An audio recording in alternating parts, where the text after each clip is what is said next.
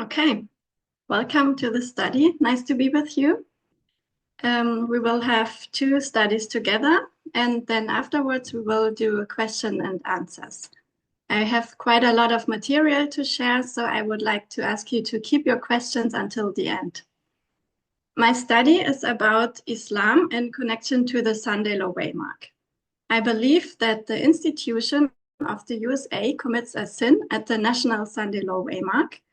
This is when they fail their test and suffer shipwreck, which is their close of probation and judgment. In connection to that, we should see the third woe as a scourge against the army of Rome for the apostasy. So we will look in the first part of my study at the at the sin of the institution. And in the second part, we will look at the scourge. And at the final end, I will share a new study with you. You are the first group with whom I share the study, and this is the line of the Magi. To make it clear, I'm talking about the institution, not about the individuals. So the institution is shipwrecked at the National Sunday Law Waymark. This is their close of probation. That means their test begins before this waymark. The test is beginning in 2021, which is Exeter, or the midnight cry for the institution. So we should not mix it up with the national Sunday law and the worldwide Sunday law waymarks, which are on the line of the 144,000, because here we have the test after those waymarks. The national Sunday law is the beginning, and then the test comes at the loud cry. So this period is still future. It is about the individuals. I'm talking about this waymark here on the line of the institution. And the test for the institution began in 2021 in their Exeter and is closing, as I would suggest, in 2025, which is the close of probation for the institution. I believe that the waymarks are whole years. Depending on the story, there are different dates within that year. The third woe should be seen in the year of shipwreck of the institution as a scourge for their apostasy, for their failure, for not passing the test. I think the problem that people have with seeing Islam at the Sunday law is that neither the Bible nor Ellen White do give us any information about the third woe. We don't have any of our familiar lines that show an event at the Sunday law. It's like hidden truth. But what we have is Acts 27, and I believe we have to combine it with Acts 28. We see the east wind not only at 9/11, but also at the Sunday law. It will empower the second and third angels' messages and confirm the method once again. So I have already shown the line of Acts 28 at the ICM last year in France, and I will just quickly repeat it. I wanted to show that we see the same symbols at 9/11 and at the Sunday law. We see symbols of judgment. I think many people could not see this application to be correct because Elder Tess made a different application already. And I want to make clear that I don't reject Elder Tess' application, neither do I believe that I contradict her. So Elder Tess placed the ship of Acts 28, which is a second ship of Alexandria. She placed it between the close of probation and the second advent. So she combines both ships of Alexandria as a progressive line. But she said also, and I quote her, "What I want to do is lay out a structure without attempting to make any serious application." So what I'm just doing is I take all three separate ships because Paul is traveling with 3 ships, and for every ship, I take one separate line and place them on top of each other. So one ship stands for one line of the institution. 79 is Alexandria. This is the beginning of the institutions, and this is the beginning of the third ship. 1989 is Melita because it means honey, which is a symbol for the little book opened at the time of the end. 2001 is Syracuse because of the tarrying time. Paul tarries in Syracuse.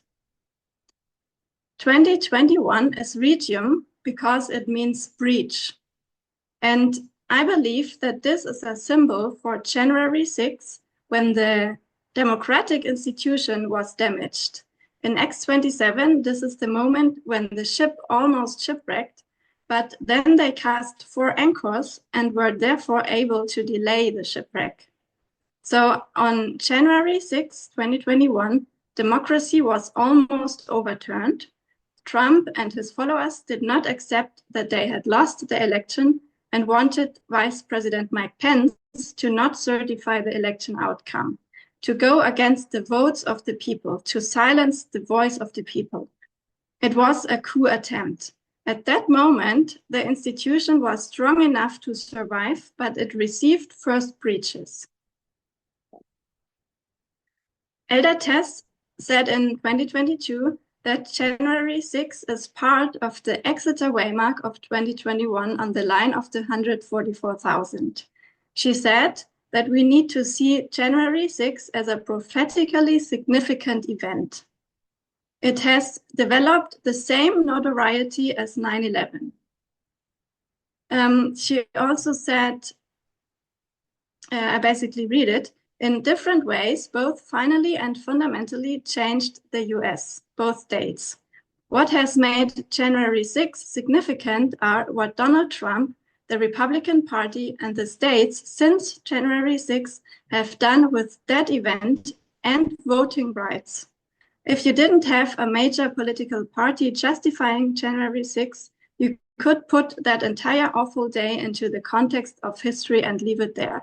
But it provides a window in America's future because of what has been done with it since. So there is a whole year starting from January 6 that needs to be discussed. That means January 6 is a window in America's future.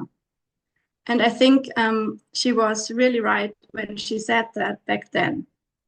Because 4 years later, on the day, on January 6, 2025, the person that almost destroyed democracy in 2021 was certified to be president again. On January 20, 2025, the first day when he was in office, he pardoned the rioters of January 6, and he began purging the federal services from all who investigated against him because of January 6. So 2021 and 2025 is bookended. It is the history that got reversed. Now, as Tess said, January 6 was a window into the future. It was Exeter. It's a whole story that can be traced until the climax in January 2025. Because of January 6, there was an impeachment, there were several lawsuits, and a Supreme Court decision. So despite of all what he did, he was allowed to run as president again. He was nominated by his party. The party should have been the gatekeeper to keep extremists out, but they voted him in at the RNC in July. Then there was the election, then the Electoral College meeting, and finally the certification. None of these democratic processes that should actually prevent an extremist to come to power worked. So he came through all of these gatekeepers. The certification would have been the final moment when objections could have been made. But when Kamala Harris certified him without any objection by the Congress, it was done.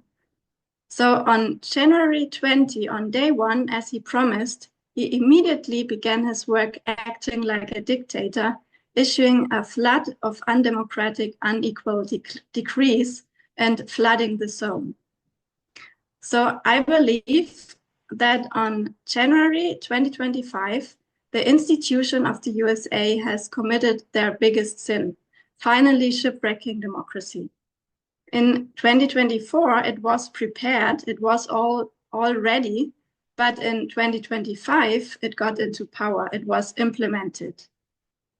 It's not the voters who committed the sin, because the individuals are tested later, but it's the institution, the parties, the democratic processes that did not function as gatekeeper anymore.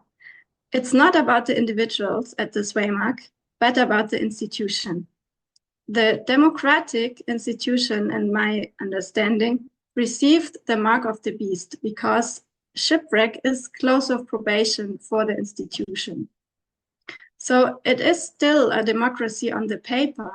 It's not a dictatorship like North Korea, for example, but the extremist, the demagogue, is in power now.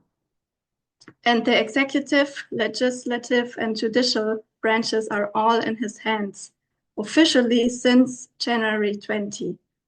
This is the institution speaking as a dragon, in my understanding. So another reason why I would place Retium at 2021 is because we have the south wind there. In X27, we have the south wind at 1989. And this is the beginning of the fall of the Soviet Union. But in X28, we have the south wind at 2021. And this is the beginning of the fall of Russia. So we have not the east wind at the next waymark. So in X28, we have only the south wind, not the east wind. But we know it is a rule of nature. Paul knew it is a repeating pattern. He knew it is the south wind. When you see it, the east wind will follow shortly after. It was just a rule. So this means for us, it is also a rule. In 1989, we have the south wind, and at the next waymark, the east wind. In 2021, we have the south wind, and at the next waymark, the east wind.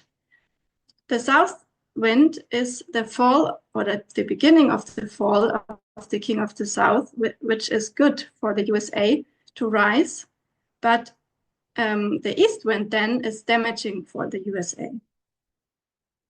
So in Luke 12:55, it says, "And when ye see the south wind blow, ye say, there will be heat, and it cometh to pass." And the word heat is in Thayer's Euros, a very dry, hot east wind, scorching and drying up everything. So it's just the rule of interpreting the time, which is the headline here. We should not be hypocrites. We should be able to discern the time. And this means we have to understand when we see the south wind blow, which is 2021, we say there will be heat, which is the east wind, and it cometh to pass. So that means even if you don't accept my application of X28, I think we can surely say that we saw the south wind in 1989, and we saw the east wind in 2001. We saw the south wind in 2021, so we must see the east wind at the Sandilo waymark. Now we continue in X27 with the last waymark of the ship. It is Puteoli. At this city, the ship ends because this is the harbor from where they went by foot to Rome. The ship arrives at Puteoli, the institution, and at the Sandilo. So Puteoli must be the Sandilo waymark, the last waymark of the institution or of the ship. Puteoli means sulfurous spring. The city is placed on sulfurous springs next to a volcano in Italy. Sulfur is found in the King James Version under the antique word brimstone, and that's basically a synonym. The word brimstone is found in several places in the Bible and is connected to judgment. It points to the final judgment, to the close of probation. But in Revelation 9:17-18, the word brimstone is a symbol for Islam. It is the second woe. It's the Ottoman Empire that is described in those verses. So for us, the second woe is a parable for the third woe, for the spiritual Ottoman Empire. At Puteoli, at the Sandilo waymark, we have brimstone or sulfur as a symbol for judgment and for Islam. Also at Puteoli, we see the east wind because we saw the south wind at the previous waymark. So this line gives us two witnesses for Islam at the Sandilo waymark. Shipwreck is judgment, and judgment is a scourge, and a scourge comes because of an apostasy. So at the Sandelo, it is the end of the glorious land or of the sixth kingdom, and this is, in my opinion, the sin. And then if we have a sin, we also have a scourge. We have judgment, we have shipwreck. So the woes are the scourge. They don't yet kill the army of Rome, but they hurt it again, as they did already in 2001. Sulfur has also to do with the new method of warfare, as Uriah Smith tells us. We will skip that for time. I also had shared this in my study from the ICM last year. So as I said, we have the same symbols in 2001 and at the Sandilo waymark in this line. So 2001, Syracuse, the city is located next to a volcano in Sicily in Italy. And this is a symbol for judgment or for the scourge. The Sandilo, Puteoli, is located to the other volcano in Italy, and this is as well a symbol for judgment and scourge. In Syracuse, Paul tarried 3 days, and in Puteoli, Paul tarried 7 days, so same symbols. In Syracuse, it is the city that lies at the river mouth of two rivers, and at the Sandelo, we have the symbols of the two seas that meet in Acts 27. Then we have another connection between 2001 and the Sandelo, because 2001 is Boston on the line of the 144,000, pointing to the Sandelo. And God is showing the end, the Sandelo, from the beginning, from 2001. So as I've said, I believe the waymarks are a point, a special day, but also a period, which is the whole year. And the example is 1798, where we have different events, all belonging to the waymark of the time of the end. Also 1989, we see different events, and I believe also 2001.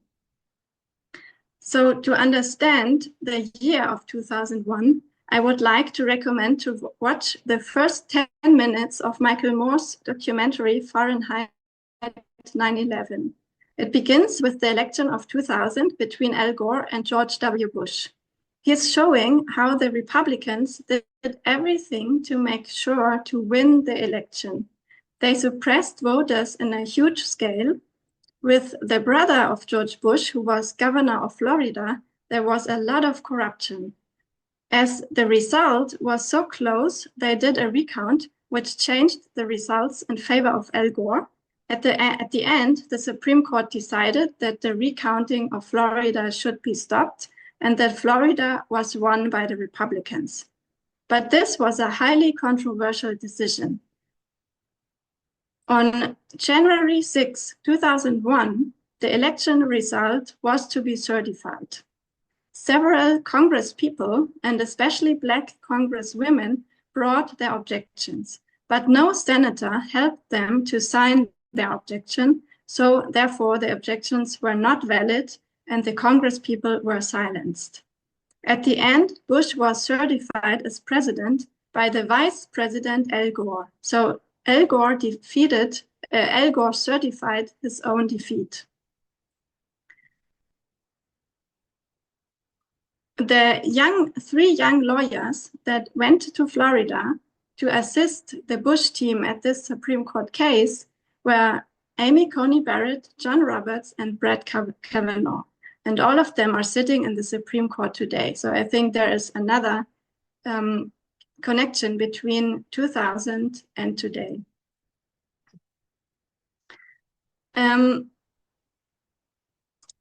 January 6, 2001 was a crucial day for the institution of the USA because they certified someone as president who did not rightfully win the election, as Michael Moore portrays it. Other people did extensive researches about this election and came to the same conclusion. For example, also investigative journalist Greg Palast, who did a great documentary about the history of voter suppression. So the 2000 election was definitely not fair and not free because of how Michael Moore and also Greg Palast explained this. If you have doubts on this, you can do your own research, and I think it is really there's really a lot of evidence that this is true. Many people protested on the inauguration day because they felt their voices had not been heard. And it's all about voting because this is the most fundamental principle of democracy, to let the people decide who they want as their representatives. George Bush, in his first months in office, did a bad job and did not have much support. The country was very divided, and Bush had very low approval ratings. But then happened 9/11, and after 9/11, it changed completely.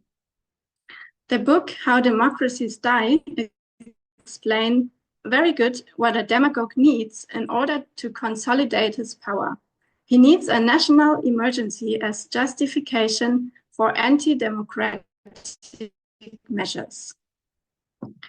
I'm reading only a few parts of this quote. Crises are hard to predict, but their political consequences are not. They facilitate the concentration and very often abuse of power. Wars and terrorist attacks produce a rally round the flag effect in which public support for the government increases, often dramatically. In the aftermath of September 11, President Bush saw his approval ratings soar from 53%, which is very low, to 90%, the highest figure ever recorded by Gallup. The last sentence here, the combination of a would-be authoritarian and a major crisis can therefore be deadly for democracy. So September 11 is the turning point. It's the worst foreign attack on America. Michael Moore shows first the controversial election and certification of George W. Bush, and then 9/11. It really looks like cause and effect as he portrays it. We could also say sin and scourge. At the certification of George Bush, the institution committed a big sin. I really recommend to rewatch the first 10 minutes of this movie. 9/11 was the east wind hitting the ship, the institution, because the east wind is a scourge, and a scourge comes because of a sin. So there must have been a sin before 9/11. And I believe it is the sin that is exposed in Fahrenheit 9/11.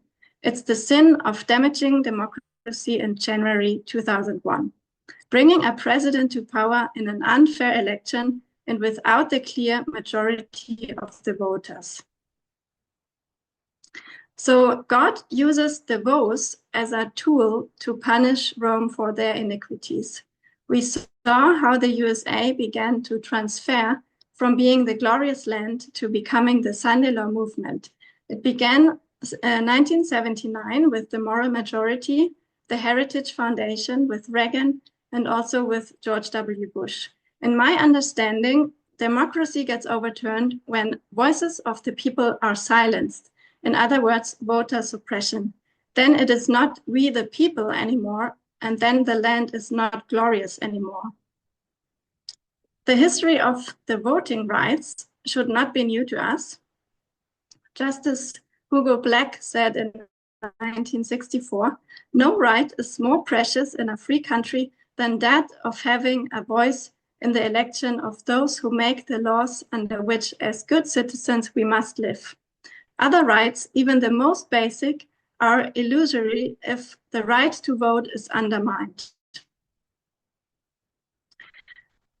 Another justice, Chief Justice Earl Warren, said, "The right to vote freely for the candidate of one's choice is of the essence of a democratic society, and any restrictions on that right strike at the heart of representative government. Undoubtedly, the right of suffrage is a fundamental matter in a free and democratic society." And what is so important to note is that the Republicans clearly don't want everybody to vote. Paul Weyrich in 1980 said, now many of our Christians have what I call the goo-goo syndrome, good government. They want everybody to vote. I don't want everybody to vote. Elections are not won by a majority of people. They never have been from the beginning of our country, and they are not now. As a matter of fact, he continued, our leverage in the elections quite candidly goes up as the voting populace goes down. And Weyrich's idea continues to animate the GOP today. Peter Thiel, the mentor of J.D. Vance, said that we should not have women voting because they overwhelmingly vote for Democrats. Also, Donald Trump is very open about what he's doing. He said that if you make it easier to vote, a Republican would never be elected again. He said they had things, levels of voting, that if you would ever agree to it, you would never have a Republican elected in this country again. The former George Bush speechwriter, David Frum, said, if conservatives become convinced that they cannot win democratically, they will not abandon conservatism. They will reject democracy. So in a dictatorship, it is a minority that is ruling over the majority. They even don't want the votes. They don't want to be voted by the people because then the people can vote them out again. Then they depend on the will of the people. Across the USA, Republican lawmakers have introduced hundreds of bills in many states to restrict voter access. I believe the Republican Party has no interest in appealing to a majority of Americans. Instead, they are doubling down on anti-democratic tactics so they can get a minority of votes but have a majority of power. It is the biggest rollback on voting rights in decades, and it's extremely shocking to read how especially votes of women are suppressed in the last years. Now, back to the election of 2000, in my understanding of all of this, George W. Bush and the Republicans cheated themselves to power before and after the controversial election of 2000. This was their biggest sin. And at the certification of 2001, this sin was finally manifested. If we had more time, we could go through all the details and numbers. So the most precious right in a free country is having a voice in the election. It all begins by suppressing the votes of the people. Voting is having a voice. Everybody should have a voice. Everybody should be able to vote freely without any obstacle.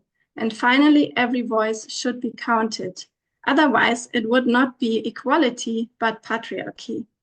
This means for me, pretending to be a lamb, pretending to uphold democracy and equality, but speaking as a dragon, acting dictatorially and patriarchally.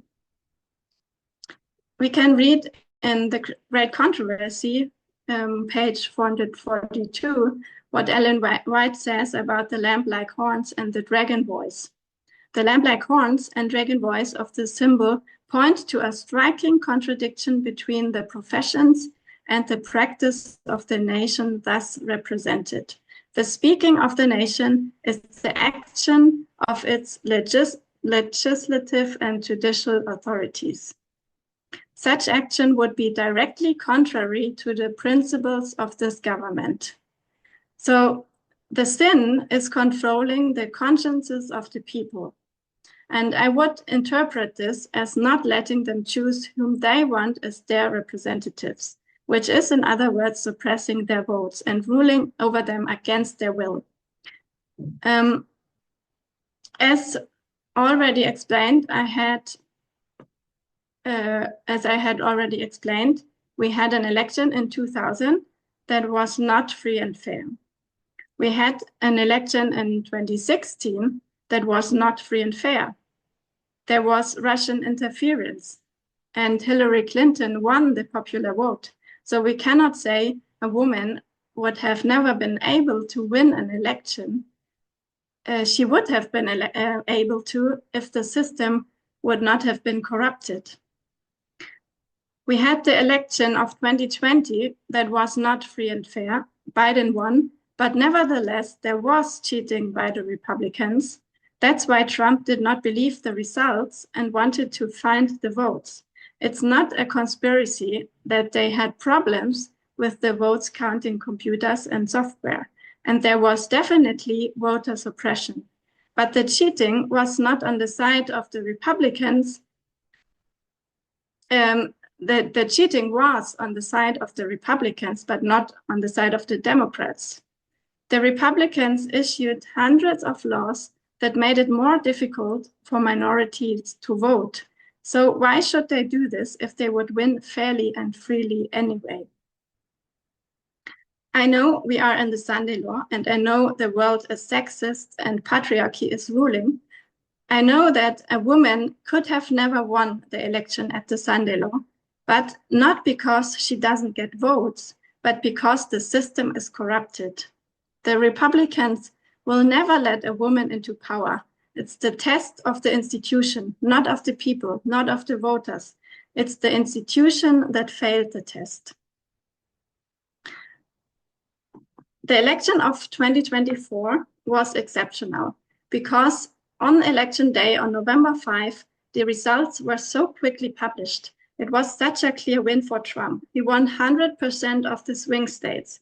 He won clearly also the popular vote. The Democrats and the media all agreed that it was a fair and free election. It looked like the people clearly wanted Trump and Harris had no chance. It looked like democracy was strong. In the movement, many said, yes, that's what we expected. At the Sunday law, the majority will vote for men for Trump. A woman can never win this election. But to be honest with you, I don't believe that this is true. The Republicans win by cheating. We have examples from history over and over again. We know the hundreds of voter suppression laws. We know gerrymandering. We know how the Republicans manipulate and cheat. We know Project 2025 and their mandate for leadership. They took all precautions to guarantee this election will be won. There are many reports and documentaries about especially Blacks and other groups, such as blue female students that vote normally for the Democrats, and they are being suppressed from voting, and it got worse in the last years. The definition of a free and fair election, according to Wikipedia, is a free and fair election involves political freedoms and fair processes leading up to the vote, a fair count of eligible voters who cast a ballot, a lack of electoral fraud or voter suppression, and acceptance of election results by all parties.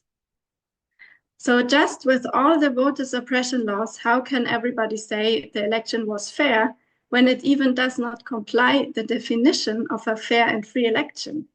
When we look at the life and character of Trump, he wins by cheating all his life.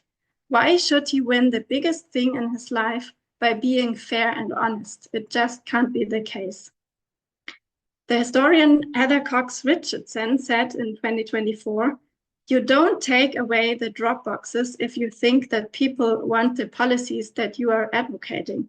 You don't suppress the vote if you think that what you're doing is popular. You don't try and shut people up if you think that they are going to be speaking for you. You don't go out there and lie about your policies if you think people actually want them.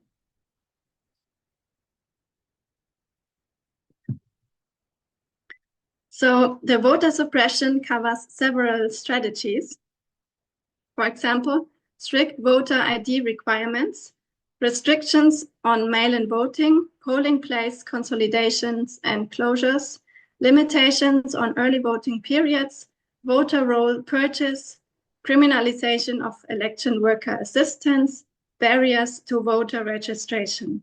And this has a disproportionate impact on minority communities. So a democracy is fallen when a minority of rich and influential people is ruling over the majority. This is dictatorship, even if it still looks like a democracy, even if it still is called a democracy. And again, I don't deny that the majority is sexist and also that far too many like Trumpism. We see patriarchy gets more and more popular all over the world, but the majority does not want to be suppressed by an authoritarian leadership. The majority is liberal and wants freedom. I think also the polls confirm that. Now, there are journalists and organizations that are fighting since many years for fair and free elections. They are analyzing the elections for years. They have a lot of experience in this. Their mission is to make sure that the people can trust in fair elections, which is the foundation of a functioning democracy. These organizations, for example, smartelections.us, they have found serious concerns about the 2024 election. And after all that we learned about the Republicans and Trump, I have no doubt that what these organizations say is true. If you don't believe that, please do your own researches. I have here placed a number of links, and I also will share my notes and my PowerPoint with you afterwards. So I will not able to go through all of those details, but I think there is really evidence.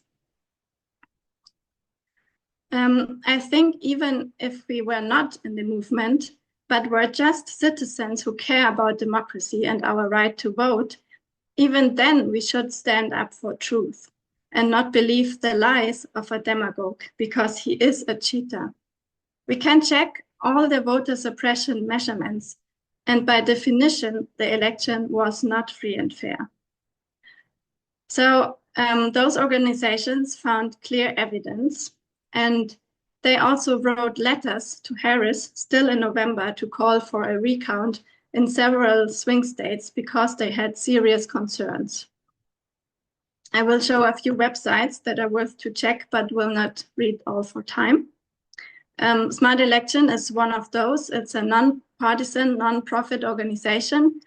And they are listing here all the concerns they have. For example, there were 200 bomb threats that disrupted the election. No one knows what happened when the election offices were evacuated because of the bomb threats. And the threats were only in democratic districts and came from Russian email accounts. Then the software code of the voting machines was accessible for everyone. It was placed in the internet. So there are known security breaches. The results in some states look not like a natural voting behavior, but manipulated according to statistic experts who analyzed them. This is a letter from a tech security expert who wrote a letter to Kamala Harris in November 15. And he said, you should reverse your concession, call for both a full investigation of criminal activity and demand hand recounts in all 7 swing states. In my professional view, there are multiple and extremely clear indications the presidential vote was willfully compromised. He also said the results of the attack, are improbable in the extreme and well tailored to the sole benefit of your opponent. There's another organization called Election Truth Alliance. They are doing extensive analysis of the election data, and they found serious concerns about manipulation. It is worth to check they also are fighting in different lawsuits now and are bringing regularly updates in their progresses. Greg Palast is an investigative journalist who has expertise in election investigation since 25 years. He did a really good documentary on the history of vote suppression and Jim Crow. It is very well researched and worth to watch. Here's the link. It's called Vigilantes Inc. And he said that according to his extensive researches about voter suppression, he is sure that Harris would have won the election, just based on the numbers of votes that had been suppressed. He is listing here some key numbers, which I will also not read for time.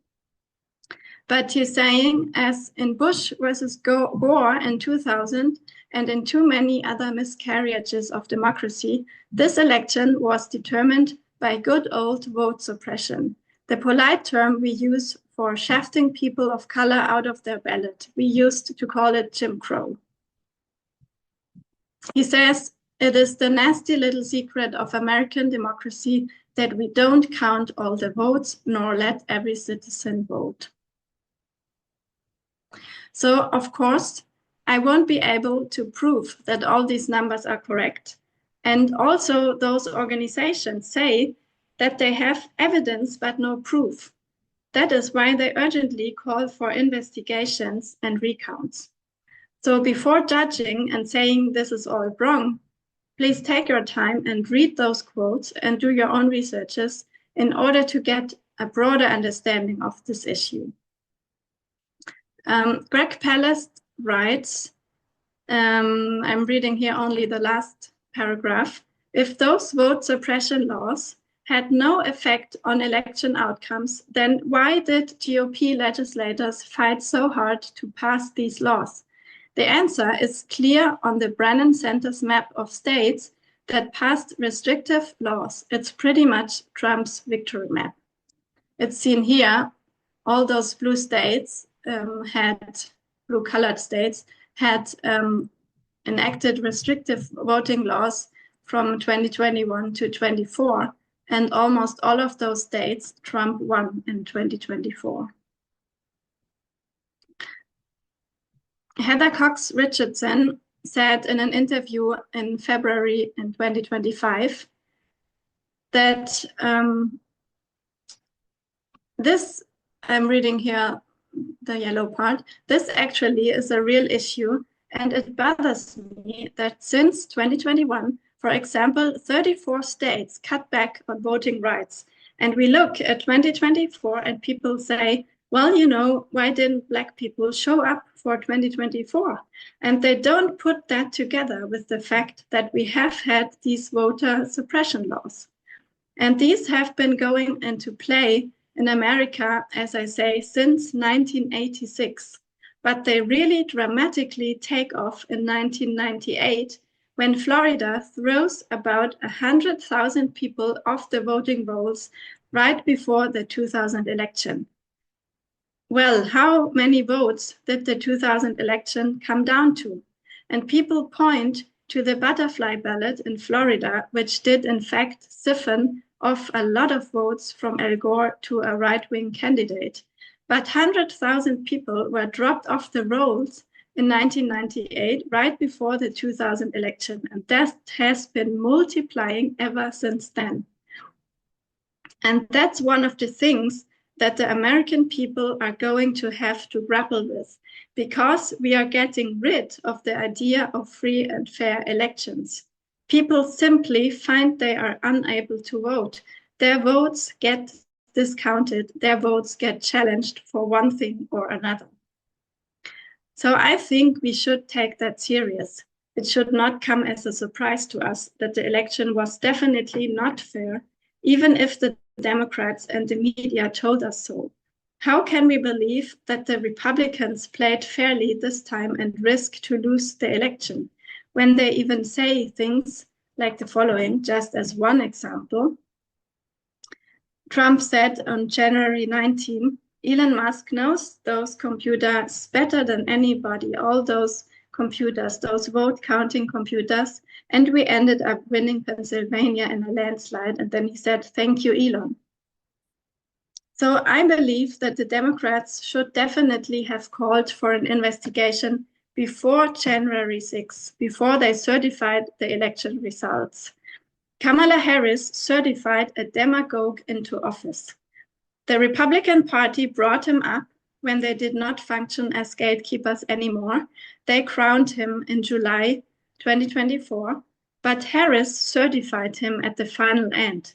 At the end, the Democrats did not fight anymore. They surrendered to their fate and the fate of the citizens. They compromised.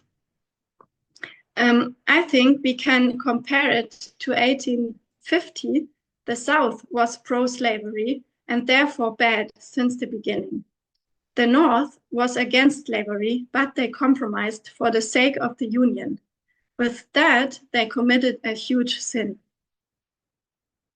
I think if the Democrats would not have accepted the election results now, there would have been violence and possibly civil war starting. They had to accept it for the sake of the Union. They had to compromise. But with that, democracy was finally shipwrecked. Even though it still looks like a democracy, I know it's not comparable to a real dictatorship, but we know it will remain a lamp. It will remain a lamp. It will look like democracy, but it is also no functioning democracy anymore because it does not speak like a lamp anymore. The different gatekeepers for securing democracy did not prevent an extremist coming to power.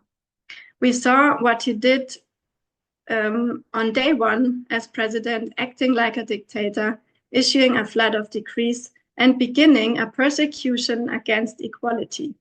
Therefore, I believe January 2025 is the starting point of the Sunday Law, the beginning of the Sunday Law period. The Democrats were not able to say that the election was rigged because they would have repeated his lie from 2020. They assured back then that the vote counting systems worked well. So they could not admit now that there are definitely security breaches and that this should be investigated. Trump made it so clever in spreading the narrative of a stolen election back then. He already made it so the Democrats could not use this same phrase 4 years later, when the election was indeed stolen by him. It was a very clever strategy and it worked perfectly. The rule number 1 in the narcissist playbook is to blame victims for what you yourself are guilty of. He cheated in 2020 already, but he still lost. That's why he refused to believe the result. Imagine if he had lost in 2024 again. He was convicted of several crimes. Elon Musk said, "We have to win or we go to jail." They just could not leave that outcome to the voters. So my conclusion is, what should we do now? We could say that we trust the mainstream media and not those independent journalists and organizations. We could say they are rather spreading a conspiracy of a rigged election, repeating the conspiracy that Trump spread 4 years earlier. But I would argue we are living in an information warfare. We know that the media is not so independent anymore. We already saw that, for example, Jeff Bezos changed the Washington Post. As I said, the Democrats will not admit that the election was not fair. There is no way back for them. Both parties failed completely. So we rely on those organizations who are doing a great and brave work to research and find the truth, to reveal what is really happening behind the curtains. You can do your own researches and read those sources, check the numbers. I think we should believe them instead of believing the lie of Trump. Daniel 11:23 says that the king of the north works deceitfully. So this is his character. He cannot work fairly and freely and openly. Based on Acts 27 and 28, I was certain that Trump will not be elected by the majority of the people, but that he will be nevertheless certified as president. The majority would vote for Harris, but they will not let her into power. Instead, Trump will be certified. So I believed back in last year, my presentation, that January 6, 2001 was pointing to January 6, 2025. A president was certified that was not elected in a fair and free election. Now, we had Trump as clear winner already on November 5, but that's only because they made it so clever and prepared it in advance. They knew another insurrection and violence would not be successful because the Democrats were prepared for that. The election result looked as if the majority wanted him, but this is a great deception in my opinion. By definition, it's a lie that the election was free and fair. So the sin of the institution at the Sunday law of both parties was committed on January 6, 2025. And I want to clarify that I'm talking about the line of the institution here. For them, it is the Sunday law. It's not the Sunday law, sorry. It's the close of probation. With my study on Acts 28, I wanted to show that we have the same characteristics at 2001 and at the Sunday law waymark. We see problematic election outcomes at both waymarks, and we see symbols of Islam at both waymarks. 2021 is Exeter for the Sunday law, and January 6 is a window to the future of America. It was almost shipwreck, but they dropped the 4 anchors and certified Biden and Harris into office. So they had 4 more years to fight for democracy. And also the Republicans had 4 years to prepare the takeover of the government. Voter suppression is the big fundamental sin of a democratic country, of the glorious land, pretending to uphold democracy while speaking as a dragon. Voter suppression is an attack against equality, not only against Black people, but also against women. There is a new voter suppression law in the pipeline that is called the SAFE Act. This will affect especially married women who changed their last names. I suggest that we see the manifestation of that sin in 2025 with the certification and inauguration of a dictator after an election that was not fair. I wanted to show that the King of the North works deceitfully and does not win fairly. It is the test for the institution, not for the individuals. The test for the individuals comes later. In my opinion, July 2024 was Exeter. It was a prediction, a foreshadowing to what happened in January 2025. Now, in my next study, I want to look at the east wind as a scourge and bring this together with the sin of the institution. Let's pray.